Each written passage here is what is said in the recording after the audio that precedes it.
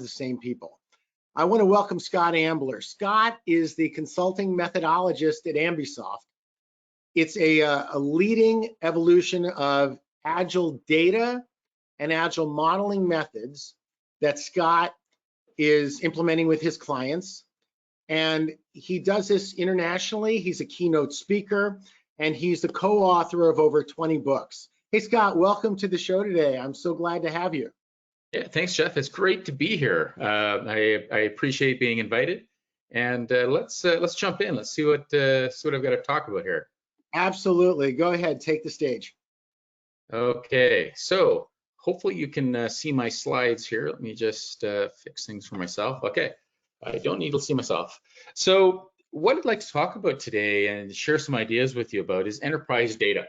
And specifically, how can we make enterprise data more agile? Because it has to be agile. Just like the rest of the organization is going agile or has gone agile, so must data, and so must our processes and our people around data. So, as you heard, my name is Scott Ambler. I'm the consulting methodologist for Ambisoft.com. And basically what that means is I help organizations to understand this agile stuff. And usually in spaces where organizations are struggling, such as data, such as modeling. The previous speaker was talking about agile architecture and how to be more effective at enterprise architecture and good stuff like that. And this is what I've focused on for many years. So today, what we'd like to talk about. So I'm going to spend about half an hour or so working through what I believe to be some of the key issues around enterprise data. So I'm going to start by giving you a bit of an assignment, and I'm going to end with that assignment as well. So you need to do your assignment. But what I want to talk about, I'll first define enterprise data from 2 points of view. I don't have an exact definition for you, but we'll home in on something that seems pretty reasonable, I think. Then we'll get into some challenges and then ways of thinking. How do you be agile in the data space, and ways of working? How do you do agile in the data space? A lot of agilists will focus on being agile, the ways of thinking, and that's important. But if you don't know how to do agile, if you don't know how to, if you don't know what the practices are, the skills in them, then you're really not all that useful. And I think that's harsh, but I think it's accurate. And I think this is one of the primary challenges in the agile data space, is that a lot of the more traditional data professionals who are absolutely smart, intelligent, wonderful people don't have some of the modern skills that they're clearly missing. And the agile people don't have the data background that they need. So it's really a difficult and challenging space that we really do need to solve. And I suspect all of your organizations are suffering from these challenges. So what's your assignment? Basically, I want you to think about, as I'm speaking, as I'm sharing a large number of ideas and concepts and techniques with you, what can you do tomorrow? When you go back to work tomorrow, or Monday, whenever your next work day is, what can you do? What can you, what first step can you take to get you on the journey to addressing and improving your approach to enterprise data within your organizations? So keep that in mind as I'm working away here. So let's try to define enterprise data. And the first thing I'm going to do is identify what enterprise data is. Well, obviously, you have internal data sources. I was just on a call earlier this morning, speaking with a gentleman, talking about some of the challenges that he's seeing with his clients. And they've identified that on average, there's between 25 and 30 data sources for customer data in the average customer organization. So we have a lot of known internal data sources. Which one, what do you have? Which ones do you use? And chances are exceptionally good you have some unknown internal data sources. You have systems that have been built by contractors, by summer students, by well-meaning power users. I'm sure many of you work in organizations where your finance people have some pretty nifty and complicated spreadsheets, and with a lot of data stored in them, a lot of critical, mission critical data stored in them. So What about those unknown data sources that you probably need to identify and leverage at some point? Of course, then there's big data, just this overwhelming amount of information coming in off the web. And how do you process this? How do you deal with it? When you're literally dealing with millions or tens of millions of pieces of data, transactions per second coming in from the outside world in almost always unstructured formats. And of course, there's data in the cloud, or I should more accurately say clouds. Most organizations are using multiple cloud vendors, and rightfully so. So it's not as simple as all the data being up in a single cloud. You've got to deal with multiple clouds, and they work differently, and rightfully so. Then, of course, you're probably working with partner organizations. Maybe you're outsourcing some of your work. Maybe you've partnered in some industry consortium, for example, and you need to merge your data. You need to combine it somehow to make intelligent decisions. And then maybe you're buying commercial data sources as well. There's a lot of great, or leveraging existing open source data sources. So the point is that your enterprise data from a what point of view is fairly complex and constantly changing, of course, and growing, dramatically growing. So enterprise data is any data that your organization owns or works with. So this is from a what point of view. But now how about a how or a who point of view? So what do data professionals actually do in practice? What are they up to? What are your data people up to? Well, these are probably some of the things that they're involved with. Data analytics. How are they exploring and leveraging data? Arguably a subset of data science activities. Data engineering. How are they building databases? How are they, or data sources, I should say? How are they evolving? How are they testing these data sources? Note the use of the word testing. I'm going to talk about that in a bit too. Quality, data quality is probably a major blind spot or a major sore spot for many of your organizations. Operations, of course, the previous speaker was talking about DevOps being the norm or table stakes in most organizations. And I absolutely agree with that. That's I believe Gartner's position is that DevOps these days is table stakes in your organizations. Well, do you have data DevOps underway? Can you manipulate your data? Can you evolve your existing data sources easily? And what I mean by that is, if I was at, it's a little after 11 a.m. Where I am. If I should be able to go into my bank, for example. Say I work for one of the large Canadian banks.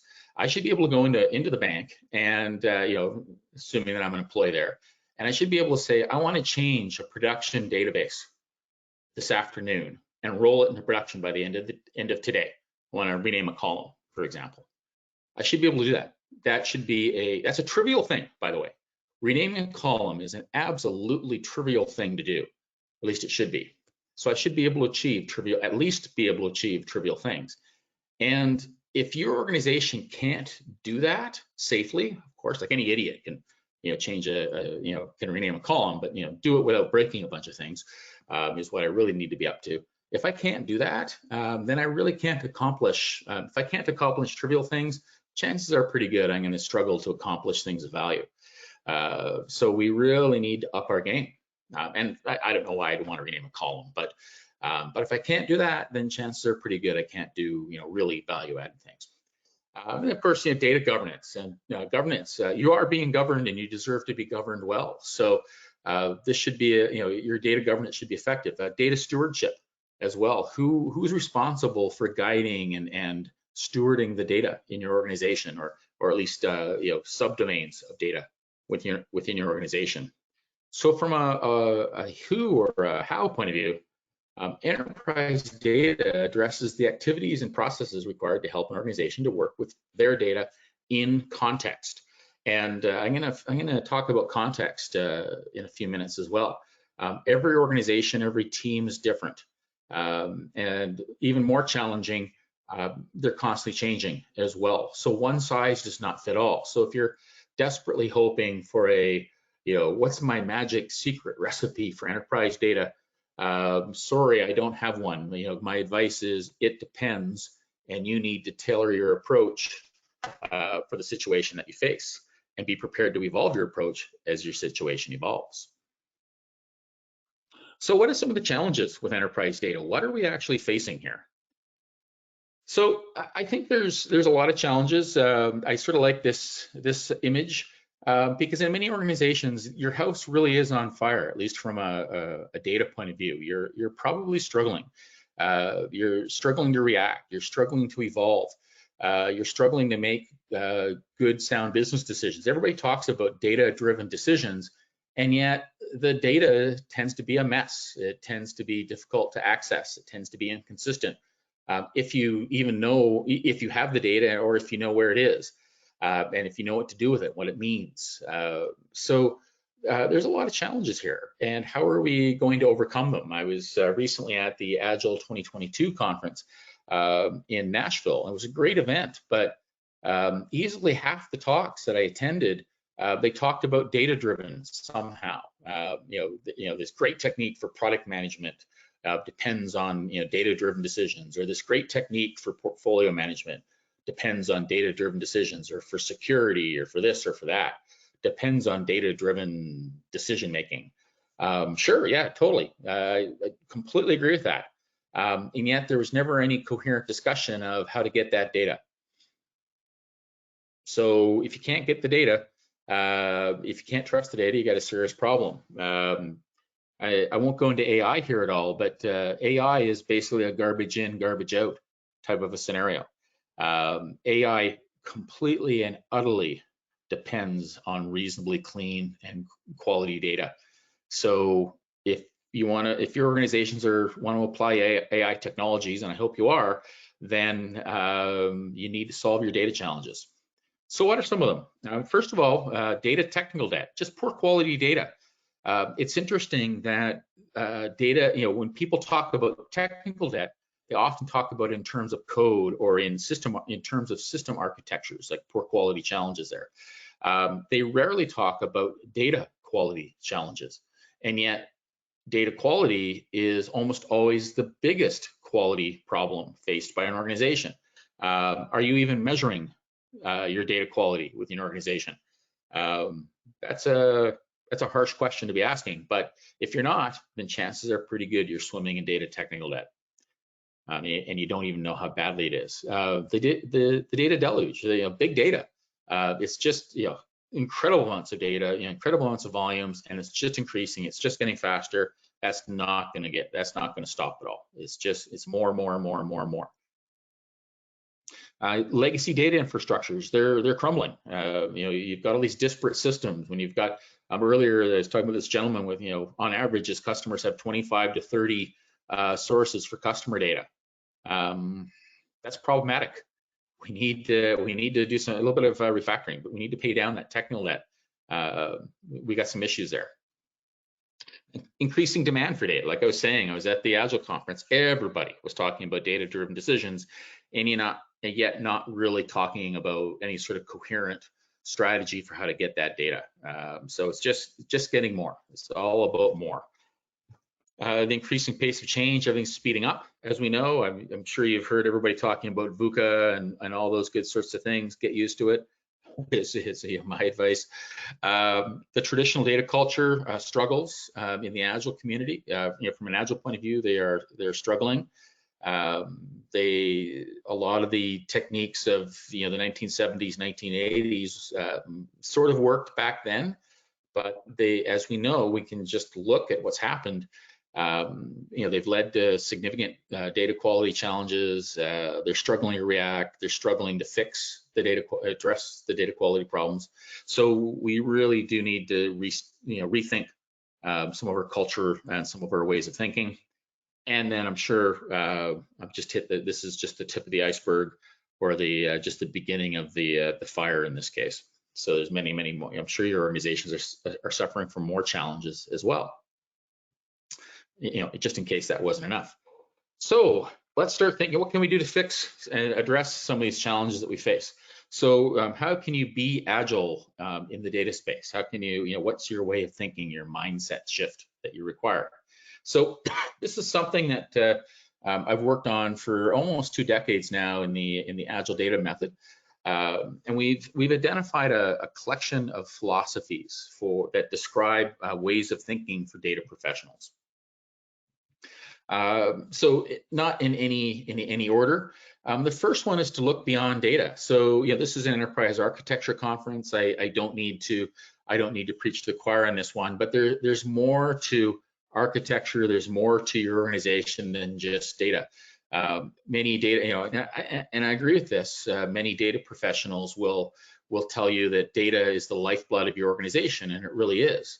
But I choose to observe that if you only have lifeblood, then what you've really got is a crime scene. Because we know that, as people, yes, there's blood, but there's also flesh, there's bones, there's organs, there's skin, there's hair, there's, well, maybe not for me, but for other people, they've got hair. So anyways, there's more to it than lifeblood. So we need to look beyond data. And I would say the same thing, if this was a talk about security or about design, I would be saying the same thing. Look beyond security, look beyond design. You need to really be holistic in your approach. Look at all issues, not just your specialty. We need to collaborate closely, within ourselves, between ourselves as data professionals, but also across the organization, with our stakeholders, with our customers. And it's really all about working in a collaborative and evolution or iterative and incremental manner. Because if we're not collaborating closely, we don't really know what our customers want. When the customers change their minds or the situation changes, we need to change with it. We need to find out right away. And frankly, we need to share our skills. We need to share our knowledge with others as well. We need to move away from being specialists and instead become generalizing specialists with more of a T-skill or a comb-shaped set of skills that enables us to interact more effectively. And frankly, it's a more interesting way to manage your career. We need to be quality infected. In the Agile community, we like to talk about being test infected, but it's really more about quality. It's not just about testing, but certainly testing is an absolutely critical thing. And here's a harsh observation I want you to think about until I get into ways of working. But do your data professionals at your organization, are they quality infected? Are they really quality infected? And one of my questions that I usually like to ask data groups and organizations is, do you have automated regression test suites for your data sources? Are you treating them like real assets? Because if they don't, I'm not really interested in anything they have to say about quality. If you're not testing, if you're not doing automated testing, if you're not acting in a DevOps type of a manner these days, you're really not in play. You really aren't. So we need to do better. And I'll talk about doing better in a bit, but we really do need to start focusing on concrete quality strategies as opposed to abstract quality strategies from yesteryear. We need to embrace evolution. We work in an evolutionary manner, in an iterative and incremental manner. So we produce small pieces of value and bring them to market as quickly as we can, or at a pace that makes sense. It's not about these big bang, think it all through from the beginning type strategies. We can't afford that anymore. It never really worked, and it certainly doesn't work now given the pace of change faced by our organizations. We need to work in small steps, just like everybody else. We need to be enterprise aware. We need to do what's right for our organization, not just what's convenient for our teams. This is a general issue for Agilists, particularly for Agilists. But one of the great things about data professionals is they tend to be enterprise aware. They tend to have a pretty good handle on enterprise issues, at least from a data point of view. But far better than most Agilists do. And that's a generalization, of course. But one of the things that data people tend to bring to the table is this bigger picture outlook. At least that's been my experience. And we need to have a fit for purpose approach. Context counts. Every person, every team, every organization is unique. And you're all in changing situations. You're hopefully learning constantly. So you need to be prepared to have you want to have a strategy that makes the most sense for you right now in your situation. And you need to be prepared to evolve it as your situation evolves. So fit for purpose is critical. And then finally, our enterprise groups need to be agile. It's not just about agile software development teams. It never really was, but certainly, the enterprise data team, if you've got one, can be agile. The enterprise architects can be agile. That was the previous presentation. Many other groups can and should be agile. We should all be agile. We should all be lean and improving and working together to learn. That's what leads to success. So those are the agile data ways of being agile, or the ways of thinking. So keep that in mind. So it's the underlying philosophies of agile, or agile data, I should say. Now, what about ways of working? So like I said, being agile is great, but if you don't know how to do agile, then you're really not all that useful. And it takes years in many cases to pick up some of these particularly more technical and skilled techniques. So there's a reason why it's taken data professionals years to get where they are, and programmers years, and architects years to get where they are. It's inherent tacit knowledge and skills. So what are some of the skills that I would expect of data engineers in this case? So we're gonna walk through several slides on this one. The first I want to start with the Agile database technique stack. And the reason why I call this a stack is, as you'll see, the techniques build upon each other. So for a given technique to work, the next technique down in the stack, you must be good at the next technique down in the stacks. You need to be a full stack. Your organization needs to be a full stack organization in order to make this work. So at the top of the stack, let's work top down, is vertical slicing. This is a phenomenally common technique in the Agile community. And this is another thing I want to point out. All these techniques are proven in practice. There's no theory. There's absolutely no theory whatsoever in this presentation. And if I do stray into theory land, I'll be clear about that. All these techniques I'm about to tell you about are proven. There's detailed articles online. I should have also mentioned you can download the PDF of this deck. I'm in the handouts section online here. But all these techniques in the database technique stack are common techniques. They're no-brainer techniques for Agile developers, like software developers. You'll be able to show this slide to an Agile programmer by the time I get through it, and the response should be, duh, of course. But it's the data versions of all these techniques, which is critical, because data is different. You have persistent data in your data stores, and people like it when you don't break the database. So these standard programming techniques become a little more challenging, and I'll point it out when that's the case. So vertical slicing is at the top of the stack. And what we want to do is work in small increments. We want to produce value on a regular basis in small increments. So if you're a Scrum team, if you've got 2-week-long sprints, every 2 weeks you should be producing real value for your customers that you could potentially deploy into production every 2 weeks, including data stuff. In order to pull off vertical slicing, you really need to have a clean architecture and design. So what I mean by that is it's got to be high quality. It's got to be easy to evolve and flexible. I should be able to change my design of my database easily. Why do I want to do this? I don't know. Well, to improve the quality, so I do know. But I should be able to evolve it easily and not have to worry, not be afraid of breaking a bunch of things. The reason why, so earlier I was talking about renaming a column in a production database and how that's generally scary for a lot of data professionals. And fair enough, because they're afraid of breaking, everything. If I rename a column in the customer table in my source of record in production, and there's 100 applications accessing that table, chances are pretty good I'm going to break 100 applications, and people are rightfully concerned about that.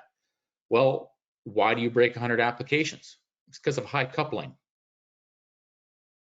and the fact that you don't know how to refactor your database. But so it's a challenge. I should be able to do that safely, right?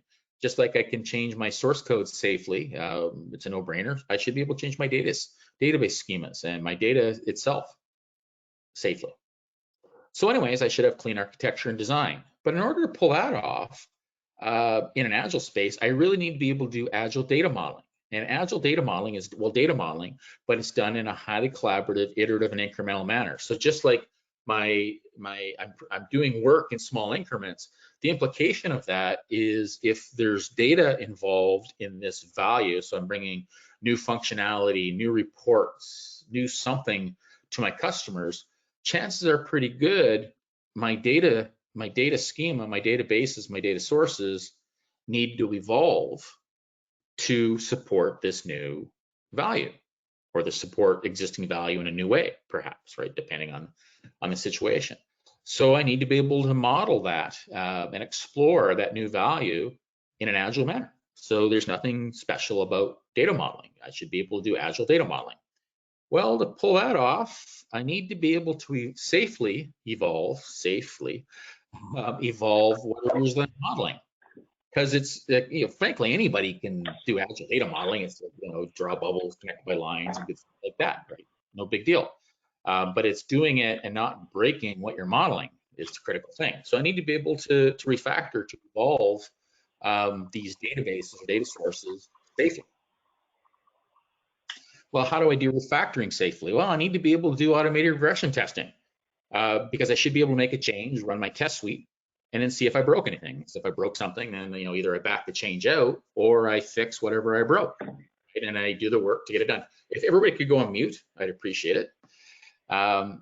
In order to do database regression testing, or automated database regression testing, I should say, I need to be able to do continuous integration and deployment of the database. And that is very different. Actually, automated regression testing databases are also different because when I'm testing a database, my tests could have side effects. Because if I don't put the database back into the state that I found it in originally, so it's not like testing application code. I need to fix whatever I change, or back out whatever I changed, because the database needs to be in a known state if I'm going to test it. Testing 101 type stuff. Database integration, continuous database integration, and continuous database deployment are also similar because as I deploy my database or my data sources up the food chain, from my development workstation up through my integration sandboxes, finally into production, those data sources could be in different formats, or not formats, are in different versions, because I've got multiple people interacting with the same data sources and potentially making changes to the same data sources. So I need to be able to resolve that. Just exact same thing with code, right? So I could have multiple people working in the same code base. I could have multiple people working on the same database base. That's not the right word, but anyways, the same data environment. So this is the challenge, because we can step on each other's feet. And because there's persistent data involved, and because you really shouldn't break the data, you need to be smarter about that. So it's harder to test and integrate and deploy data sources than it is just code. And deploying code is hard enough, as we know. And then finally, everything should be locked down under configuration management. Your data assets, all the development assets like data models and source mappings and good stuff like that, tests, DDL, DML, should all be treated as assets, just like everything else should be. So no big deal there. Hopefully you're doing that already. So this is the Agile database technique stack. Like I said, for those of you familiar with Agile and DevOps, nothing new here other than I've put the word data or database involved, into each of these techniques for the most part. But it's the nuances, it's the implementation of each technique that really does differ in the data world. So you got to be smart about this. All these techniques are described at agiledata.org, and you can see the main URL at the top of the slide here. Your approach to enterprise architecture should also evolve as well. Once again, the previous presentation was fantastic. So your enterprise architect should be Agile, and they should be addressing data issues. And they might be working with Agile data architects who specialize in data architecture, but it's really the overall enterprise architecture that's critical, and being business, being focused on your enterprise, the business, not just on technical issues. So at the bottom of this screen here are some common techniques.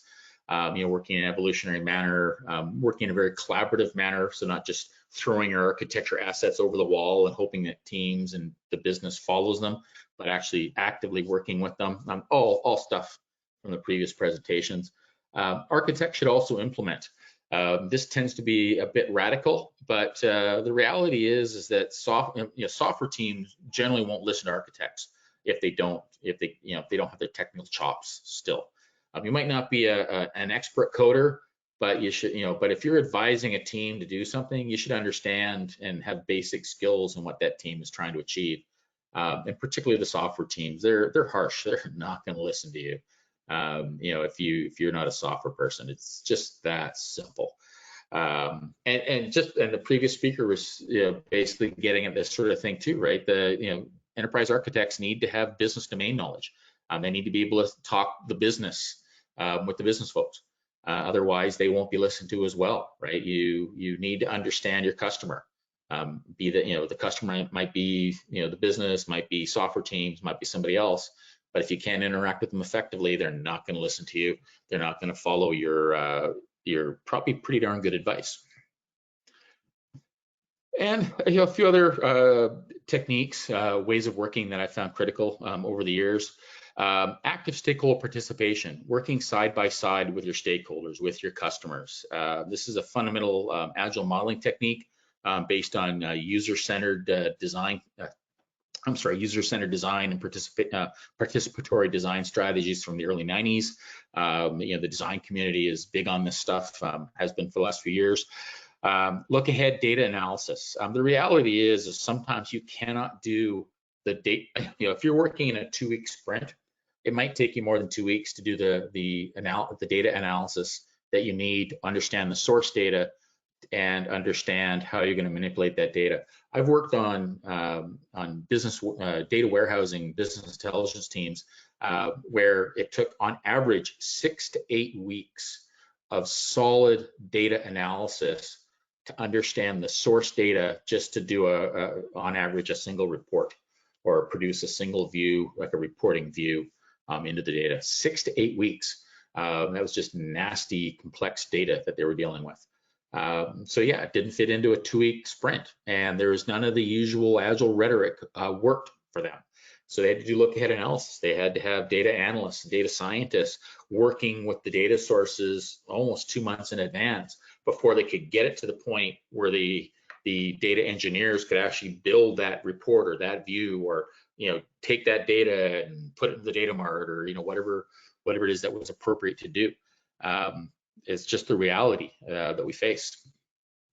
Question stories. This is basically an extension to the classic user stories in the Agile community. But data people, particularly data warehousing teams or BI teams, they're there to help people answer questions, to make data-based decisions, data-driven decisions. What questions are you trying to answer? Not just, so it's not exactly a user story. So we need to have the right requirements, strategies for the situation that we actually face, have a fit for purpose approach to what you're trying to achieve. And user stories by themselves are not the way to go. So anyways, but you can modify the technique fairly easily into question stories. We need to have an agile approach to documentation. And of course, lean data governance. I hope that you're familiar with Rob Seiner's book, Non-Intrusive Data Governance. Fantastic approach to how do we effectively approach data governance within our organizations, do it well, and be non-intrusive, not have a huge burden on the organization. Because if something's difficult, people are not going to do it. That's just basic human nature. So we want to be non-intrusive in our approach to data governance and other types of governance as well. You are being governed. You deserve to be governed well. So just to wrap up here before I go to questions. So some parting thoughts. So the increasing pace of change, increasing complexity, increasing volume of data demands nothing less than complete data agility. This, I think, will be a huge challenge for the 2020s for most organizations. But this is the reality on the ground, I believe, for everybody. So hopefully you've been thinking about this. I hope I've given you at least one idea that you can take back to work when you go back to work tomorrow or whenever it is that you are returning to work. So anyways, let's go to questions. Let's see what we've got here. Hey, Scott, that's perfect. And first off, I just want to thank you for such an awesome presentation. I think what you've created here for us is really eye-opening, and there are a number of questions. You brought up some really great points about collaboration and the way people work together, the clouds of data, the question stories. And I wonder, could you maybe elaborate a little bit on the collaboration? Because I think what I notice when I talk to people is that's one area where people are constantly trying to get it right. Like, what's the right way to collaborate? Yeah, so be as close as you possibly can. I think one of the challenges with particularly traditional ways of working are that there's this assumption that we would be specialists, that we would maybe have a conversation or two, and then I would go away. I would do my stuff for hours, or days, or weeks, and then come back to you for some feedback. And that's a bit of collaboration, but it's really not that effective. And so what you want to do is hopefully be working side by side. And so when I'm working with data engineers, or if I'm working with data scientists or business people or whoever, let's work. So if I'm a business person and I'm working with some data scientists to explore my questions, like what decisions am I trying to make, what questions am I trying to get answered. We need to go back and forth. The data scientists or data analysts will explore the data and show me things and say, hey, what is this? What does this data mean? What does it mean to you?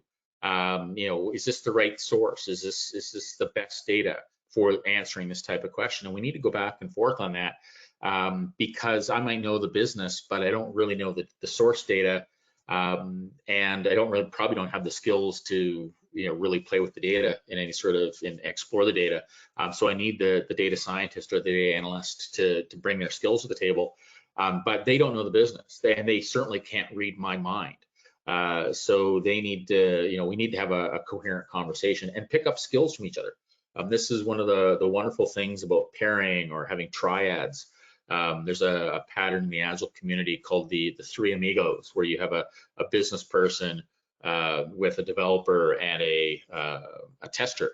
I mean, in this case, would be maybe instead of a developer, it'd be really a data scientist or a data analyst. But this group of three or more people are working together to explore and to combine their different ways of thinking to actually get to the root of the problem and to get to the solution of what we're trying to achieve.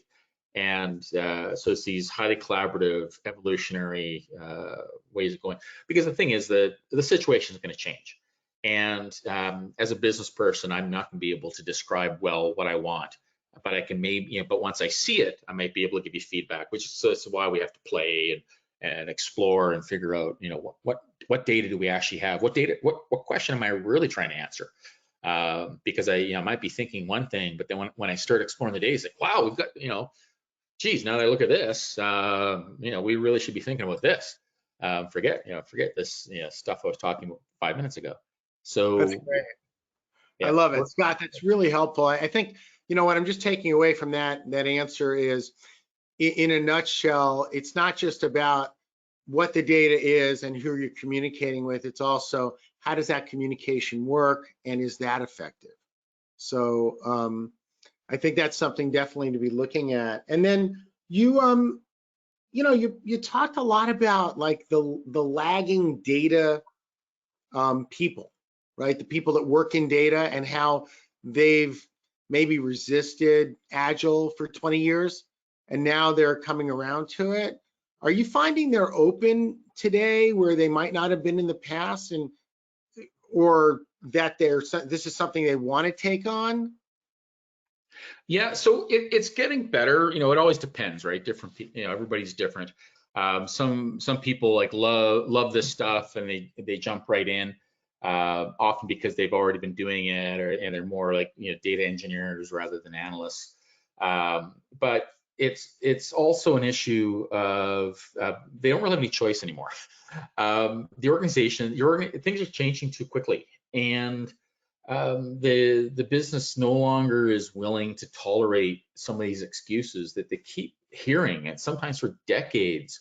And we just can't wait for months to get answers to basic things, and it's just not acceptable anymore. So I think particularly like in the data warehousing space, for the last 5 years or so, it's really, I'm seeing a bit of a renaissance there, and I'm seeing that they really are trying to learn this agile data stuff and agile ways of working for data warehouses. There's still a lot of room for improvement, but I think that they are starting to take to it because really they don't. I don't see them having a choice anymore.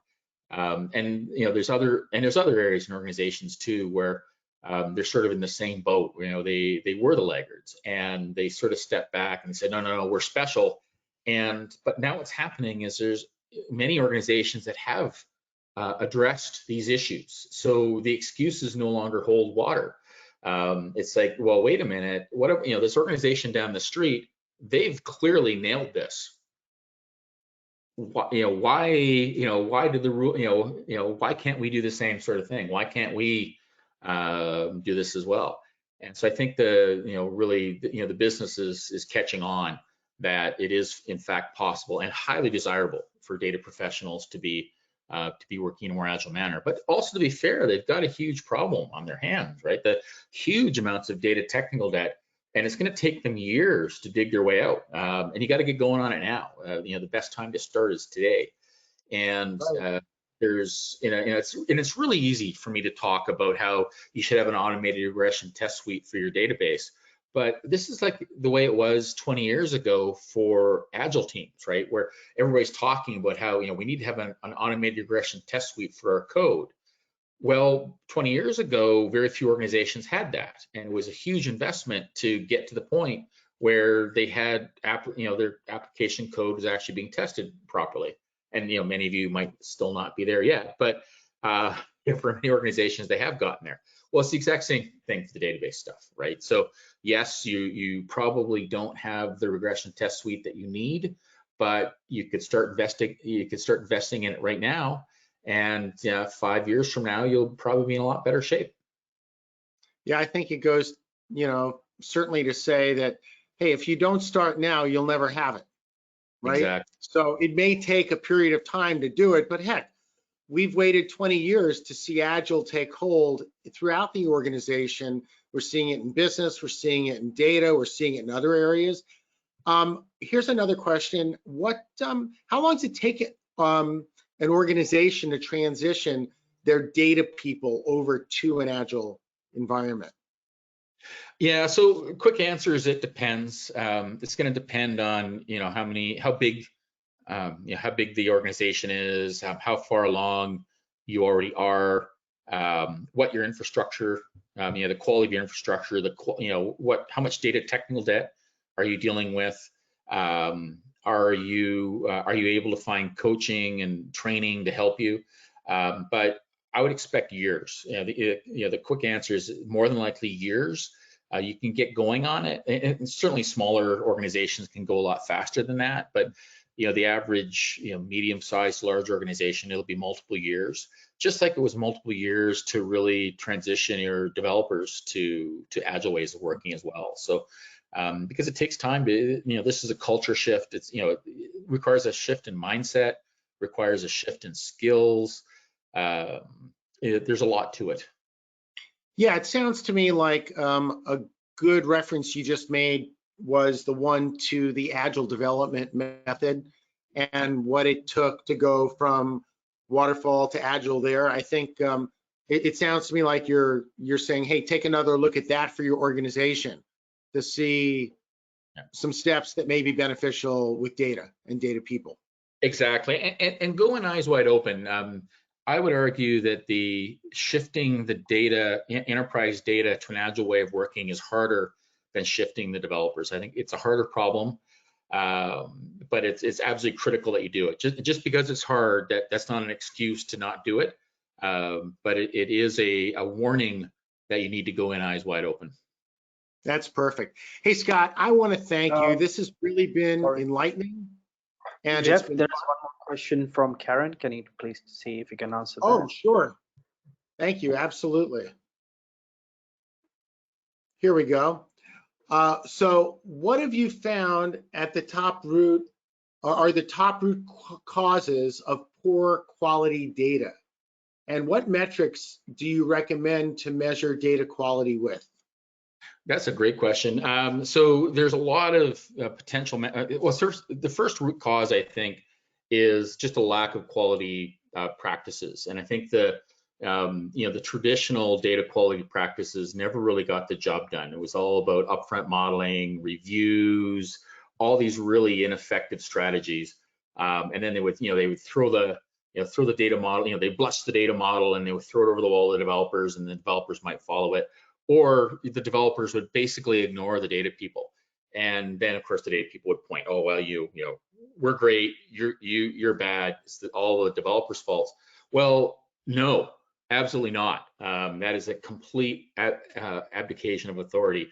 The data people should be responsible for data quality, and if they've got the developers going around them because they're difficult to work with, that's still the data people's fault, right? It's still their fault. So anybody's pointing at the developers for doing poor quality data, and fair enough, they probably did mess it up. Either you're responsible for data quality or not. If you're not, stop complaining. So, I think it's just these really onerous processes from the data people. It didn't work out. I look at the result. I don't care about all the theory and because it was all theory. It was all nonsense, right? Wishful thinking stuff, and it didn't work. And you could see it because you're swimming in the data data sewage right now. So it didn't. So, but what to measure? Yeah, measure. Yeah. So my response is, what do you care about? Do you care? What quality problems do you have? But what do you really care about is the issue there. So is time to market important to you? Because that's quality, effectively affected by quality. But figure out what outcomes you want to achieve, what's really important to you, and then start measuring that. That's perfect. Well, great. So I want to thank you, Scott, and thanks for hanging on for that last question as well, and appreciate being called attention to it. We get so focused on our agenda, right? So in any case, Scott, you're amazing. It's such a pleasure to finally meet you after all these years. And I'm so glad to see you in a space that so desperately needs the support you provide. Where can people get additional information if they'd like it? Yeah, best spot is agiledata.org. I'm in the process of revamping that site. I've let the design go stale, which is unfortunate. I've actually got a design background, but just don't look at what I produce. Yeah, cobbler's children type of a challenge on that one. But agiledata.org is the way to go, and I'm doing a lot of updates to that site over the next month or two. Well, Scott, such a pleasure again. Thank you so much. And for everybody that's sticking with us, we have our fourth speaker and final speaker of the day coming right up in just a few minutes. So please log back in at the top of the hour. We'll look forward to seeing you then. And thank you so much again, Scott.